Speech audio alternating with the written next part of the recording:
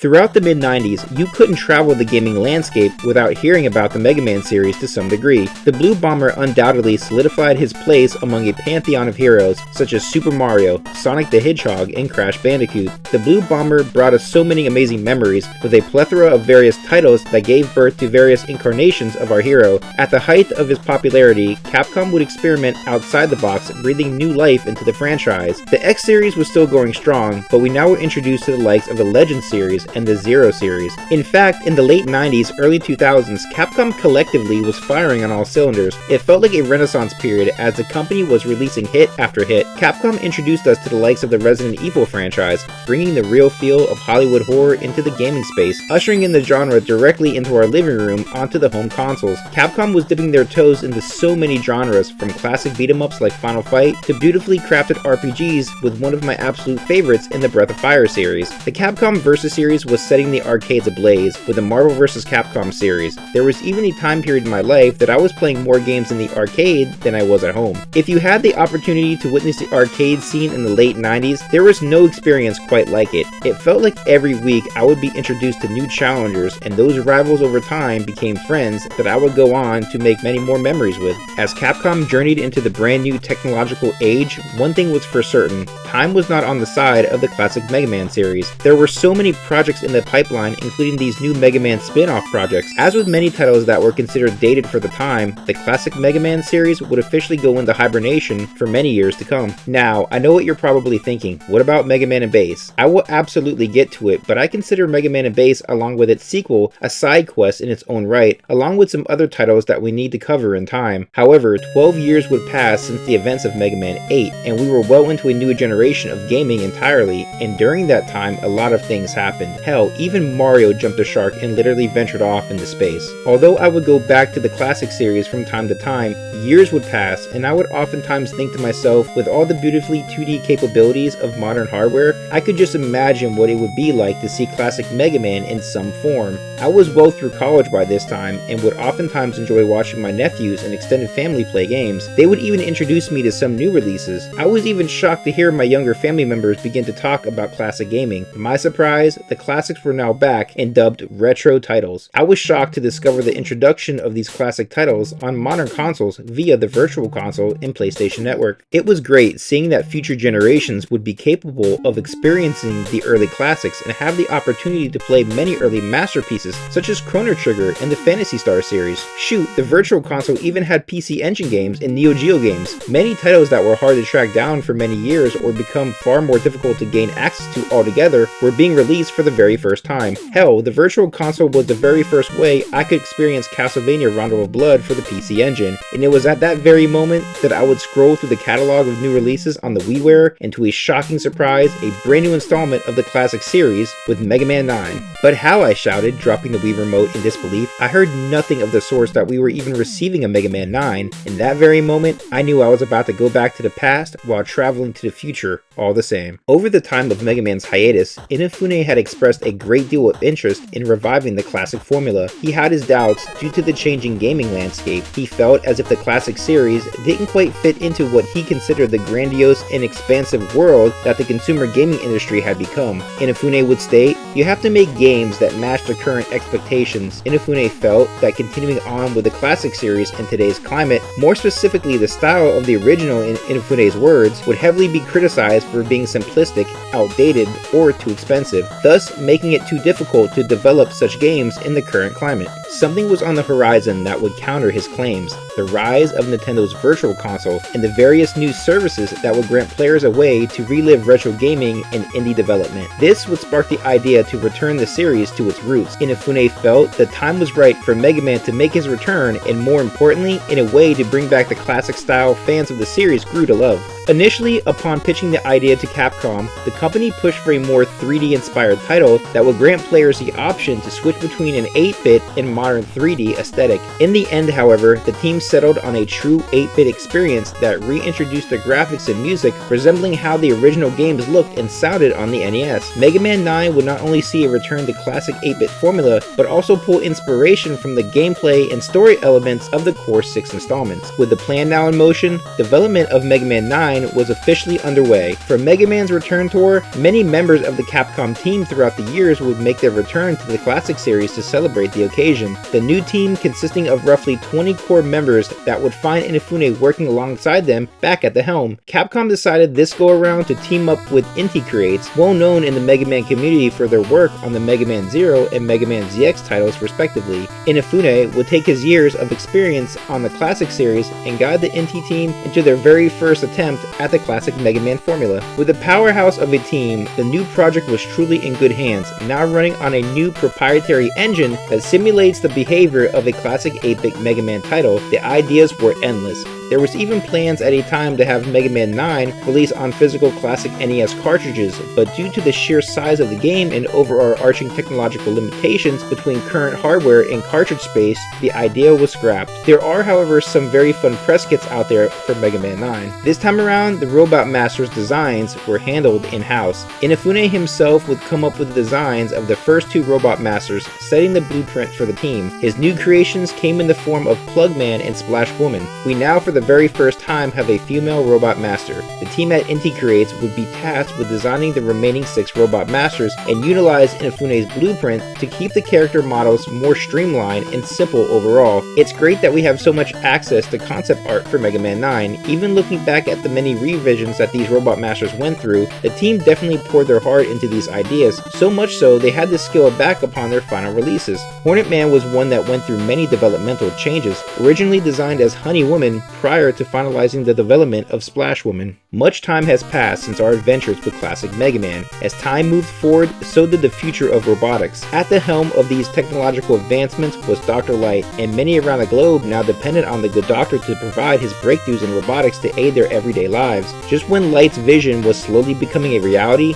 these newly crafted robots around the globe slowly began to malfunction with no rhyme or reason. Yet with the chaos unfolding, Dr. Wily was nowhere to be found. For a vast majority of the time since the world last saw Dr. Wily, much of the world's robotics manufacturing was distributed by Light Labs, and as a result, the masses were not pleased with the recent outbreaks. The backlash from these events were met unfavorably, and an influx of angry consumers all over were calling in to give Dr. Light a piece of their mind. With all the bad PR directed towards Dr. Light, it was the perfect time for Dr. Wily to resurface and deliver a global broadcast announcement to clear his name. As the broadcast begins, Dr. Wily appears on the screen to not only prove his disassociation with these robotic riots, but also slander his former colleague Dr. Light by providing evidence of Dr. Light's involvement in the recent robotic outbreaks. With Wily's exploitation of Dr. Light, he begins a global campaign to stop Dr. Light's robots through crowdfunding. He literally flashes a Swiss bank account on screen as a plea for donations, vowing to build an army of his own to counter these new threats. With Light's name in jeopardy, Mega Man jumps into action to clear his creator's name, investigating deeper into the reasoning behind the robot revolt. Time is against our Blue Bomber as the authorities come to Light Labs for Dr. Light's arrest. With Light now in custody, Mega Man searches out these new Robot Masters to uncover the clues needed to prove Light's innocence. Mega Man 9 truly brings the Blue Bomber back to his roots, taking a great deal of inspiration from the first 2 Mega Man titles. So much so, our faithful blue hero lost some of his robotic dexterity altogether.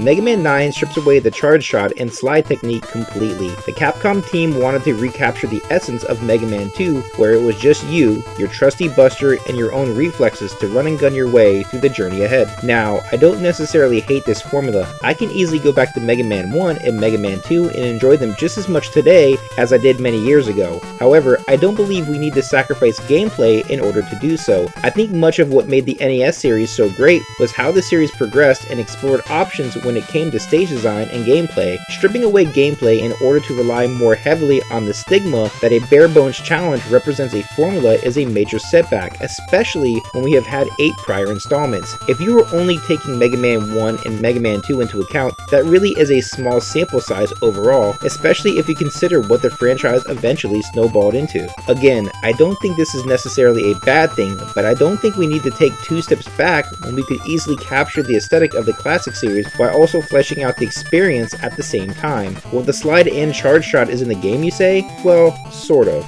Mega Man 9 for the very first time, if you aren't including Mega Man Powered Up, allows us to play as the absolute legend for the very first time. My personal favorite character, and one I have been wanting to play as for as long as I can remember. Proto Man was originally available as a downloadable character and on the Legacy Collection after unlocking the DLC. He plays similarly to Mega Man, only now for this adventure, Mega Man straight up hands over the slide and charge ability to Proto Man as if they are literally stored on an SD card. This is everything I wanted with my Mega Man experience. The only problem though is the dude painfully takes double damage from attacks, and to make matters worse, is knocked back twice as far when hit. Oh, this shit also gets better. Proto Man can only fire 2 shots at a time in comparison to Mega Man's 3. Oh, and by the way, he does have the ability to deflect bullets with his shield, but here he does so only while jumping. Look, I get we are going for the retro challenge here with Mega Man 9, but why not just make this optional? Do you know how badly I wanted to play with Proto Man when I found out after all these years I could finally play as him, only to try him out for 10 minutes just to abandon the run completely? Again,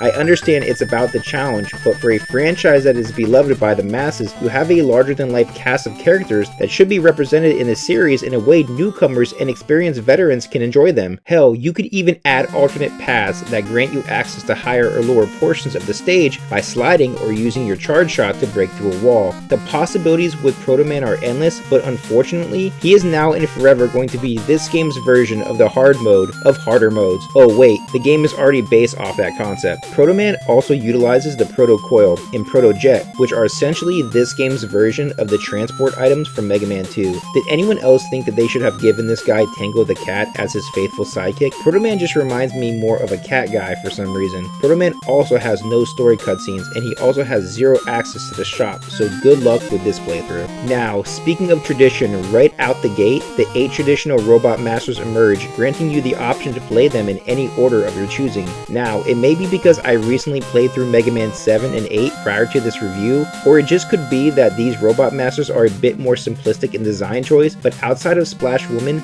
none of these specific Robot Masters really stick out to me more so than previous entries. I enjoy each one for what they are, but I wouldn't say that this one is one of my favorite casts. Now, to be fair, I really love Galaxy Man. I think he is a great design, and Splash Woman is absolutely fantastic, but the rest of the cast, I must admit, I really enjoyed their original concept designs a bit more than their final products. Their concepts are more streamlined, but this is Mega Man 9, and by now, I would like to see some more tanky characters like we got with the likes of Napalm Man and Centaur Man. I have a blast playing through the stages, but I just think their designs fall a little flat, and that truly shows how integral the Robot Master contest was to Capcom. Going forward, we would never again leave the designs in the hands of the fans, and I think that is kind of a shame. Although the run and gun formula brings our Blue Bomber back to his roots, there are a few fun additions to talk about here. Auto Shop makes a return this time with a few brand new items on the store shelf. Items are still purchased by means of collecting screws, with the small screws being worth 2 and the larger ones being worth 20. Now, upon entering the shop, all the true Blue Man goods return, including extra lives, health and weapon tanks, and our trusty sidekicks Eddie and Beat. Yet here we have some fresh new items in stock also.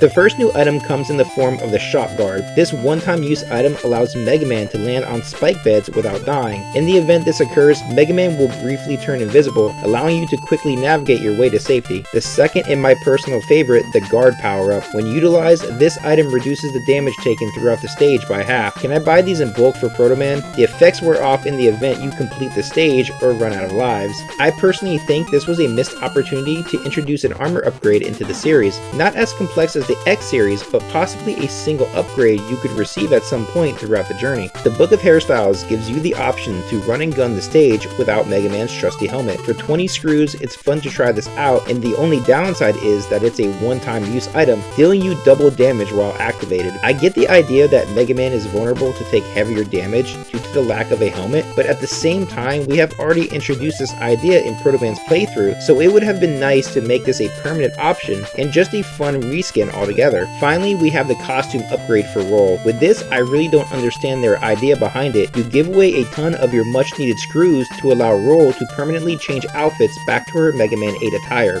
which, correct me if I'm wrong, this is Mega Man 9, shouldn't she already be wearing the Mega Man 8 attire by default? On top of that, this should have been a reskin for Mega Man, allowing you to play through the game as Roll in some fashion. The stages are the highlight for me. Each stage captures the Robot Master's themes flawlessly. Jewel Man stage drops you into the crystallized mines buried below. Their purple undertones mixed with the radiant sheen of the exposed sediment makes you feel like you're literally deep within an excavation site, digging for lost treasures within. There's some tricky platforming segments throughout here, and the mid-stage boss can be a real bitch, forcing you to time your jumps precisely to dodge the seismic waves that will plant Mega Man on his ass, only just to get steamrolled over moments later. I always leave Hornet Man's greenhouse of horror till the very end, traveling through the mechanized madness that includes flying scissors and a merry-go-round from hell. This stage wrecks me more often than not to mention the platforming segments towards the end of the stage. You can definitely get through it just fine with Rush Jet, but if you're trying to take these jumps with just your trusty reflexes, you're taking a plunge the first time through. Tornado Man stage is a meteorologist's worst nightmare, a forecast from hell full of all weather conditions to keep you indoors for the day. As the weather begins to change, you will be taking a journey across rotating jets that find you spinning out of control from jump to jump. As the evening approaches, the stage slowly starts to pour down heavy rain, defying the laws of physics as you time your jumps just right across the slippery slopes. The rain will continue as the temperature drops, beginning to snow down flurries as the seasons slowly change around you, setting foot to icy patches filled with Sniper Joes and shield bots, forcing you to lose control at every turn. Splash Woman stage gives me heavy Wave Man and Bubble Man vibes as I submerge myself between corridors of spike beds, only to find my way back to sea level by route of bubble jets and water floats that run out of steam just as fast as they approach you. However, the peekaboo nature of the hiding Octobots give me a chuckle every time I see them, inking Mega Man and leaving him a mess as he attempts to make his way through the coral metallic floors. The musical score for Mega Man 9 just nails it. It's one of those OSTs that initially doesn't hit me, but after playing a stage a couple times, I'm hooked, humming the tracks well after I'm finished with the game. Looking a bit further into the musical score and sound effects, Mega Man 9 saw a return of Ippo Yamada, along with a cast of passionate veteran composers of the series, truly capturing the essence of the core 6 titles. Sound director Yu Shimada went to additional lengths to analyze the original audio of the NES Mega Man titles for several months before even starting on the project. Yamada would go on to state that Mega Man 9 contains no actual NES music, but rather the spirit of NES music. For this project, the team had no hardware restrictions as they did throughout the development of the NES originals. With that said, I can easily say my favorite tracks hands down this go around are Concrete Man and Galaxy Man stage.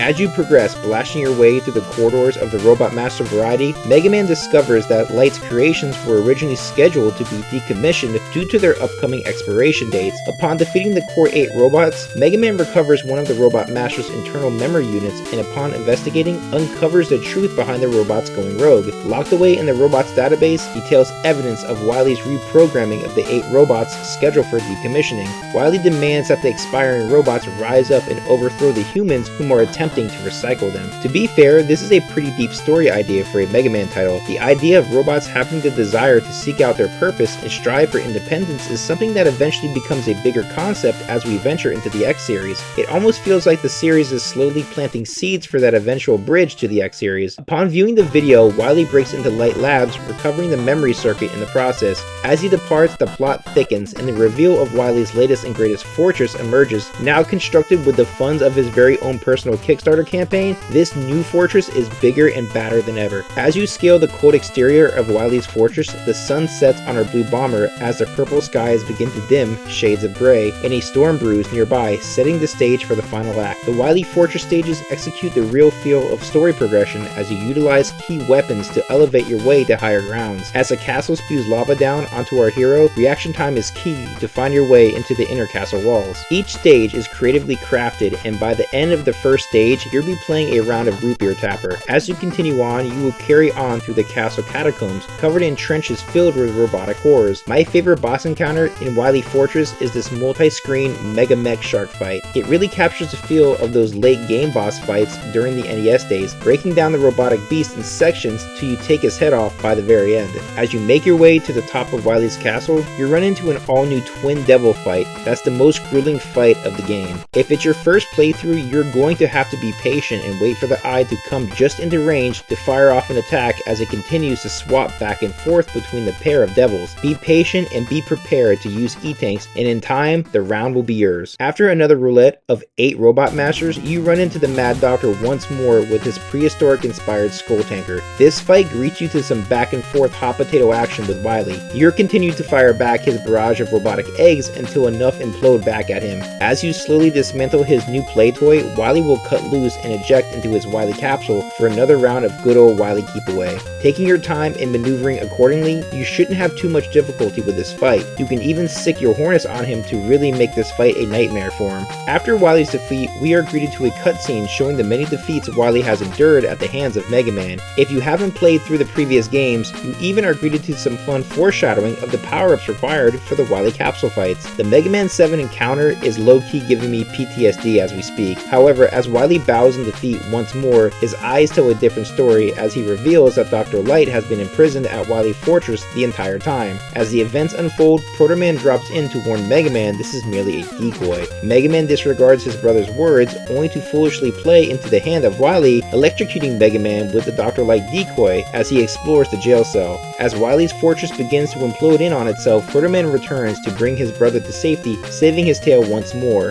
In time, Dr. Light is seen released from prison and even repurposes his 8 robot creations, granting them new roles and purpose as our story comes to a climactic close. Now, if the hardcore challenge of Mega Man 9 isn't enough to quench your thirst, Capcom threw a slew of new additional content at us to keep us busy post-game. Mega Man 9 introduces a brand new time attack mode with various challenges and requirements to be met. This may come through the form of a Buster only challenge to something more extreme such as a no damage run. As if playing as Proto Man wasn't enough for you, there's also options to make difficulty higher alongside an endless stage mode. There's also a brand new stage that grants you an optional side boss battle with Fake Man. For this review, I'm recording footage from the Mega Man Legacy Collection, so I believe all the DLC and unlockables are present right from the very start. Mega Man 9 hits a sweet spot for me. It satisfies that nostalgia high that many of us were craving at the time of release. Although I personally was excited for the series to find its way back to its roots, I believe how the 8-bit formula was portrayed at times came off a bit too gimmicky for my liking. It felt like the developers portrayed a parody of the series by forcing the player to suffer through restrictive game design, artificially hindering the experience for the sake of making it NES hard. This done right down to the very continuity of the classic Mega Man series, finding our hero forgetting how to utilize much of his core arsenal that made his journey so memorable. With that being said, I do believe this game has many strengths that very much do deliver. As I mentioned, I love how Capcom team creatively established the various stage themes. World building here was colorful and vibrant, combined with a soundtrack that truly set the tone for each stage. The artwork for the set pieces were a sight to see, and really reminds you how beautifully sprite work can be when done correctly. Where I feel Mega Man 9 takes a hit for me is through defining the challenge. For me, the gameplay takes a hit by attempting to replicate the frustration of primitive hardware. At times, the NES challenge came from flawed design or unrefined mechanics, yet for me, I love the 8-bit aesthetic just as much as I do the hardcore platforming that comes with it, and that's enough for me to overlook these minor setbacks that early NES titles struggled with. These primitive hardware flaws for me get a pass because it's a product of its time. I don't think trying to replicate the frustrating aspects of that era is necessarily a plus. I think you can deliver a challenging experience while making the formula enjoyable, and at times I feel Mega Man 9 is guilty of making the formula overcomplicated. I don't think we necessarily have to sacrifice gameplay to capture the essence of the Mega Man experience. I believe this can be captured through storytelling and overall stage designs. In fact, much of the later game's strengths incorporated these new features very well, making for some very memorable experiences. It's why I hold Mega Man 4 through 6 in such high regards. It's easy enough for newcomers to get into, but still challenging enough for a hardcore audience. I would have loved to see Mega Man get a few new skills or incorporate some power-up from the later half of the series into Mega Man 9. I, for one, always look forward to them. I never felt that classic Mega Man got enough time in the 16-bit and 32-bit era, and although I love the NES titles, I still would have loved to see the classic series expanded on. To this day, it's almost as if the Capcom team seems to retcon Mega Man history from time to time. Looking at you, Mega Man and Bass. All in all, I think this was a very enjoyable experience, but as I stated, I think there are a few things to work on too. For a classic revival of Mega Man, I think this is a very strong entry story and one that truly holds up over time, but would this newfound momentum be enough to keep classic Mega Man's journey moving forward? When we return, we will uncover just that with Mega Man 10.